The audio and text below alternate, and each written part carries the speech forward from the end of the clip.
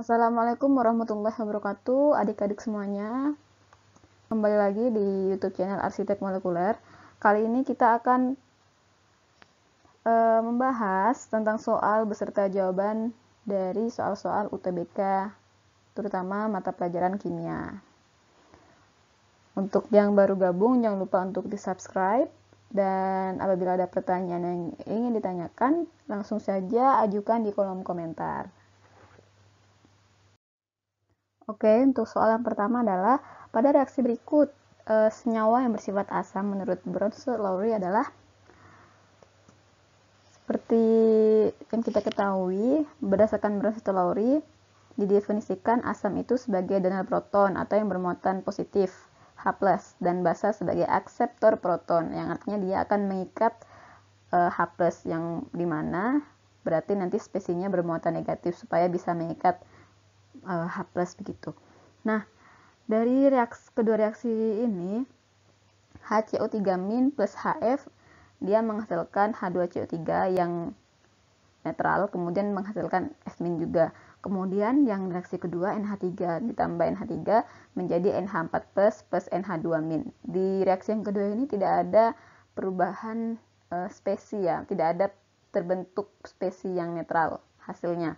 Sedangkan yang pertama ini HCO3- menghasilkan spesies netral yaitu H2CO3. Nah, jawaban yang tepat senyawa yang bersifat asam menurut Bronsted-Lowry adalah jawabannya adalah B, HF. Kenapa HF? Karena apabila kita tuliskan reaksinya, jika HF ini terionisasi akan membentuk H+ plus F-. Muatan H+ ini nantinya akan berikatan dengan muatan minus dari HCO3- sehingga terbentuklah spesies netral H2CO3. Seperti yang kita definisikan berdasarkan Bronsted-Lowry tadi, asam sebagai donor proton H+. Jadi H+ ini dia mendonorkan protonnya kepada HCO3- dan menghasilkan basa sebagai akseptor proton, di mana spesies di sini kan muatannya negatif ya, F-nya. Nah, ini sebagai basanya. Nah, senyawa yang bersifat asam menurut Bronsted-Lowry yang paling tepat jawabannya adalah HF. Begitu.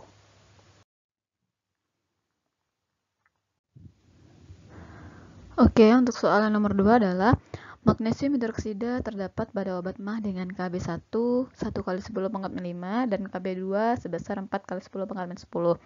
Bila 4 tablet obat mah, di mana tiap tabletnya ini mengandung 2,9 mg magnesium hidroksida dilarutkan dalam 200 ml air, berapakah pH larutan tersebut? Nah, diketahui di sini mR magnesium hidroksidanya adalah 58.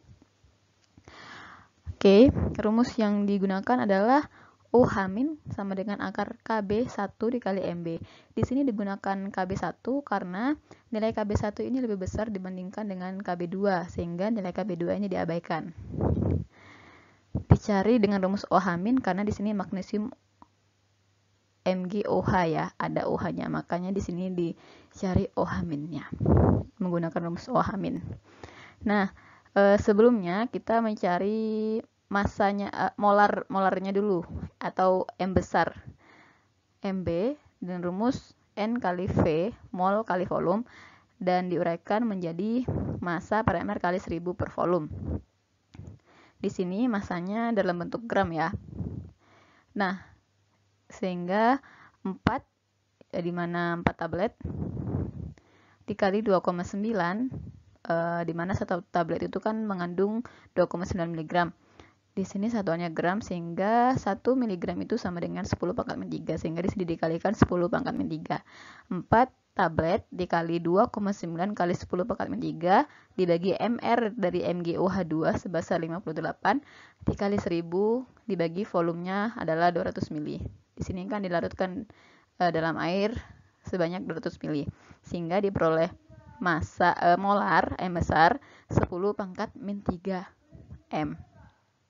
Setelah itu baru bisa kita masukkan nilainya dalam rumus ini ya.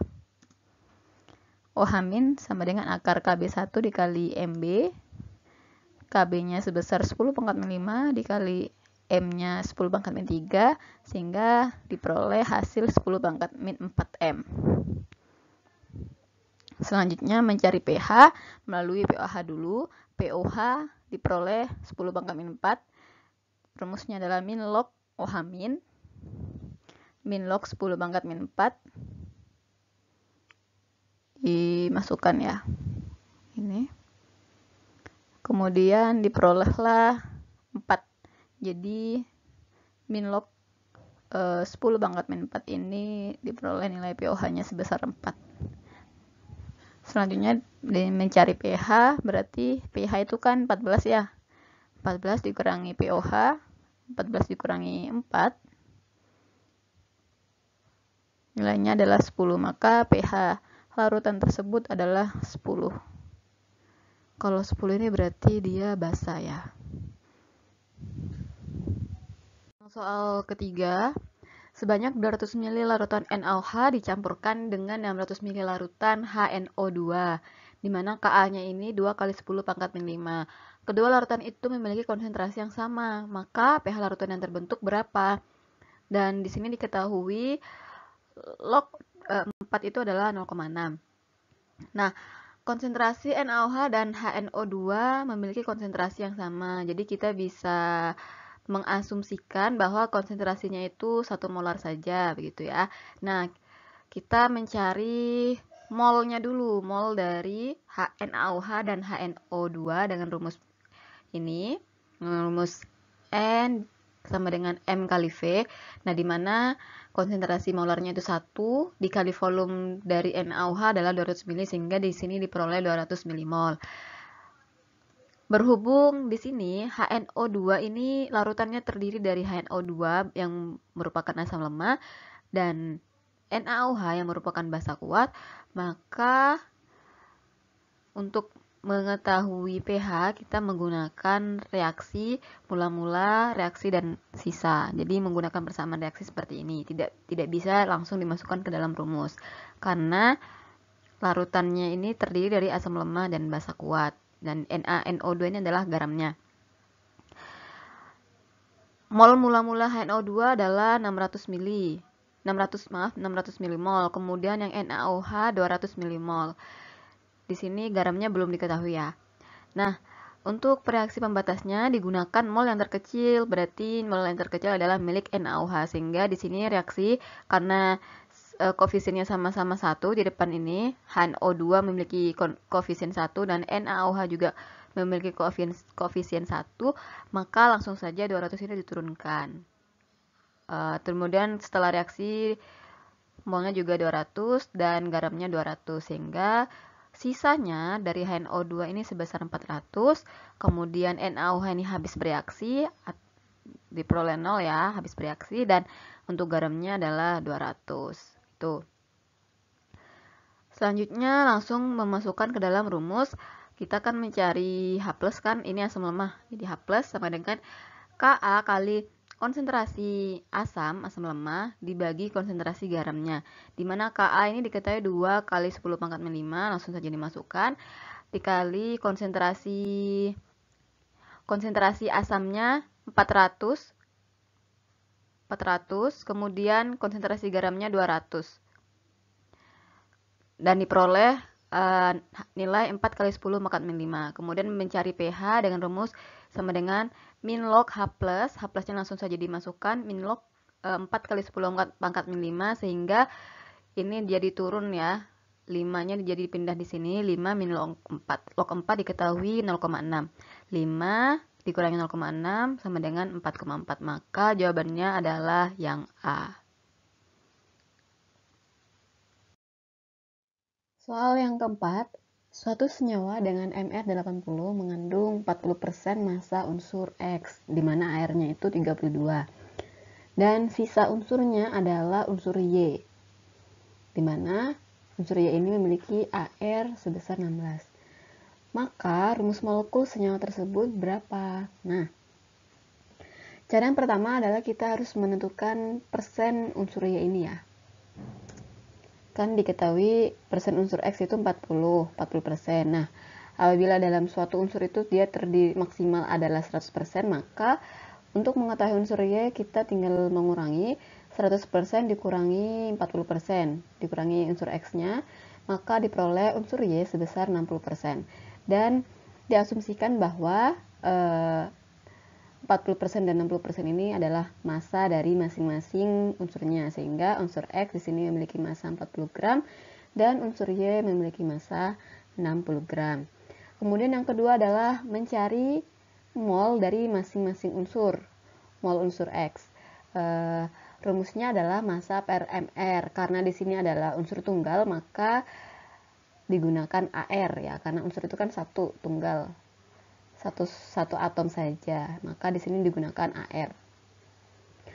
Rumusnya massa dibagi AR, di mana massanya 40 gram dibagi AR dari ARX ini, unsur X adalah 32, diperoleh mol 1,25. Kemudian mol Y sama dengan massa dibagi AR, massanya 60 gram dibagi AR-nya 16, diperoleh mol 3,75. Kemudian dilakukanlah perbandingan. Nah, misal rumus empirisnya itu adalah XM YN. Kita akan mencari nilai M dan N ini, digunakan perbandingan M dibanding N, di mana di sini adalah mol X dibanding mol Y. X ini milik M ya, dan Y miliknya N. Nah, molnya ini kan sudah kita ketahui, di mana mol X ini tadi 1,25 dibulatkan menjadi 1, dan mol Y 3,75 dibulatkan menjadi 3. Sehingga rumus empirisnya adalah XY 3, dan jawabannya adalah C. Untuk memastikan, kita bisa melihat mencari MR-nya, MR keseluruhan dari senyawa XY3 ini. Ya, langsung saja ARX dikali 1, karena X jumlahnya 1 ya, ditambah ARY dikali 3. ARX tadi ini adalah 32, ini 32 dikali 1, ditambah ARY sebesar 16, jumlahnya ada 3 dikali 3, sehingga MR keseluruhan adalah 80. Maka rumus empiris XY3 ini benar ya, karena kan di sini sudah diketahui di awal bahwa senyawa tersebut, gabungan senyawa XY3 ini MR-nya 80, maka jawabannya adalah C.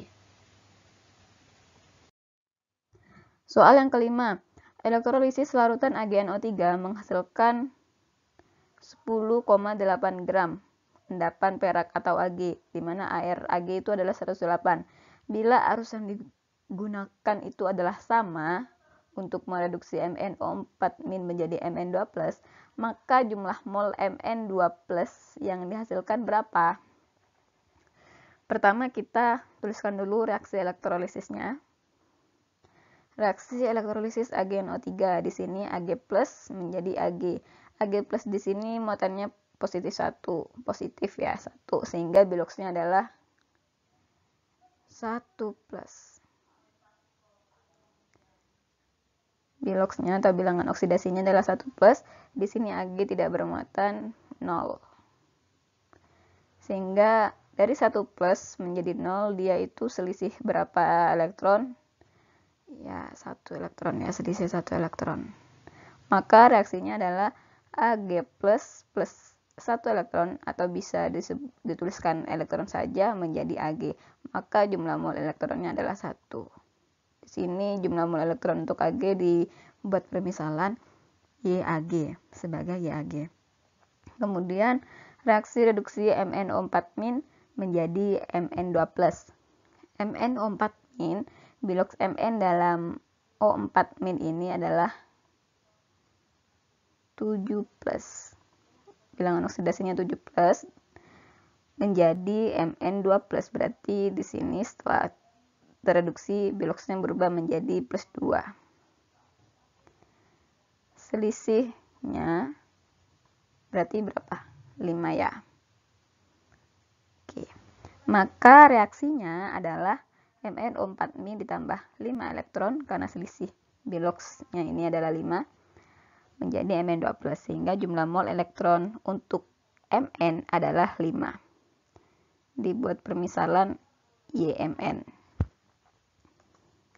Karena kedua reaksi menggunakan arus yang sama, di sini kan elektronnya sama-sama di kiri ya. Dia mengalami reduksi. Tuh, dalam katoda, arus katoda mengalami reduksi. Maka rumusnya adalah mol Mn2+ dikali YMN sama dengan mol Ag dikali YAG. Mol Mn2+ ini dicari, YMN atau jumlah mol elektron Mn 5 sama dengan mol Ag ini kan diketahui, bisa kita cari karena masanya kita ketahui dengan rumus berikut. Massa bagi AR 10,8 dibagi 108, mol Ag-nya 0,1. Kemudian mol elektron Ag-nya adalah 1, sehingga mol Mn2+ adalah 0,1 dibagi 5 dan diperoleh hasil 0,02. Jawabannya adalah yang E.